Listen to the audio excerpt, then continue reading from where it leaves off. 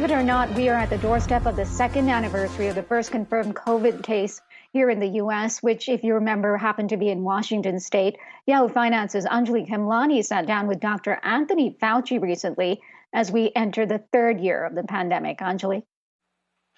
That's right, Karina. Unfortunately, we are entering that third year, and that's something that Dr. Anthony Fauci admitted, he was kind of surprised about, not expecting that we would be where we are now, considering we have the tools available here in the U.S., namely vaccines, to help really curb the trajectory of the pandemic.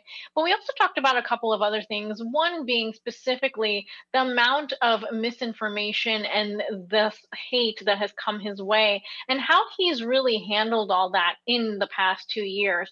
Listen to what he had to say. Well, right now we've seen a disparate surging in this country. We've seen it surge in the big cities like New York and Chicago, Los Angeles, places like that. And even in New York, it's already peaked and started coming down. The areas in the South that have not yet been hit as badly likely will see a gradual increase and will reach their peak later than the peaks that we're seeing in the big cities like New York.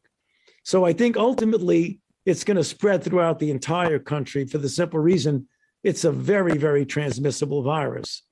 Hopefully, the impact will not be as severe as we've seen with Delta. But remember, one of the reasons why we can't be complacent about the concept that it is inherently less severe is that the sheer volume of numbers of people that are getting infected with Omicron because of its high degree of transmissibility might supersede and obviate the lesser degree of severity. So let me give you an example.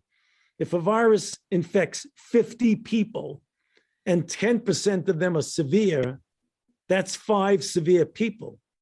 But if another virus infects 500 people and is only 1% severe, even though it's 10 times less severe than the other virus, you still have a lot more people severely involved. So we've got to be careful that we don't get complacent about a virus that inherently is less severe, but quantitatively gives you so many more infections. Absolutely. Moving on to one thing that I know you've been really big on since sort of the start of the pandemic, which is equity and access. When it came to vaccinations, I know that was something that was thought about within the White House response team. But now we're looking at a number of things. And I know it's a couple of disparate things, but let's get to them. One is the masking. There's different sort of ideas around whether or not we should be pushing for N95s or KN95s and what that means for access for individuals who may not be able to afford them. Meanwhile, we also know that while the at-home request site launched today, there were some issues with people in apartment buildings, which we know affects those in vulnerable communities more, as well as the idea of reimbursement for at-home tests being printed or faxed based on the insurers, also another access issue, and then no phone line for those at-home tests. So it just seems like despite a lot of progress in getting these things to the American people, there's still some barriers left. Have you talked about this, within the White House response team or just generally and how to overcome them? Well, obviously, there has been a major improvement with what you're seeing getting launched tomorrow, namely the January 19th beginning of the distribution of 500 million tests free, followed soon thereafter with another 500 million for a total of 1 billion tests.